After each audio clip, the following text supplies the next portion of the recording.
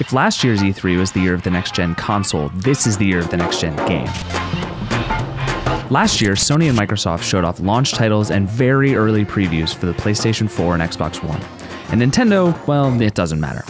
But this year, developers have had much more time to work with these new systems, and there's going to be a lot more to play. Let's start with Microsoft. Last year, the company put more focus on the Xbox One's entertainment features and left many of its upcoming games in the backseat. This year, we can really expect the company to put a focus on its games. That, and the $399 Connect-free Xbox One, are how Microsoft plans to compete with the PS4. We've already gotten a brief teaser of the next entry in the Halo series, but next week we can expect to see a full look at Halo 5 Guardians, the first main game in the series since 2012. That's due to hit the Xbox One in the fall of 2015. There's also a good chance Microsoft will tease the next Gears of War game since the company now owns the rights to the series. Sony's also going to talk a lot about big-name games, leading with a couple of key exclusives. Naughty Dog's critically acclaimed Uncharted series continues with Uncharted 4. We saw a teaser last year, but aside from the title, haven't seen much. That's likely to change. We also may get a better look at the Victorian steampunk action game The Order 1866 and The Witness, a new adventure game from the makers of Braid. Remember those island puzzles?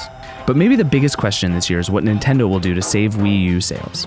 To start, Nintendo just released Mario Kart 8 last month, and it is the bomb.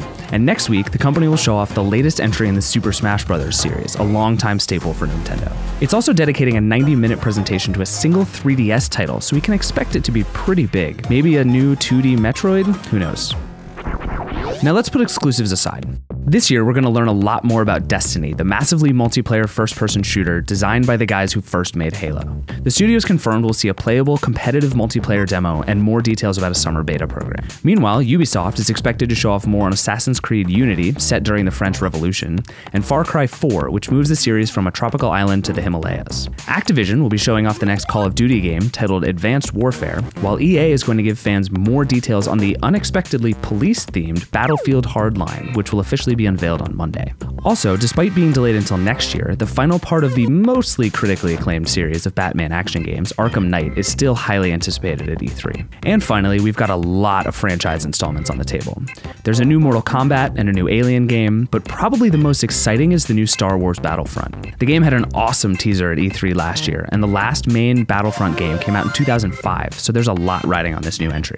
Now, putting games aside for a moment, this might be the first time in a while we see some major updates in the virtual reality field.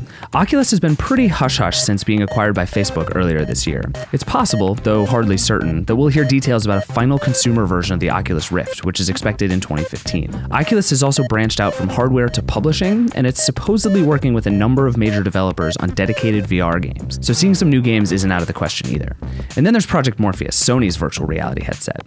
While things still seem to be in the very early stages, any details about pricing, release date, or final design would be welcome additions. E3 is always full of surprises, and even without the prospect of a new console, we'll be hoping for big reveals of games we've never heard of and virtual reality that's more than just hype. We'll be back starting Monday with a big day of Sony, Microsoft, and more. And until then, we'll keep our fingers crossed.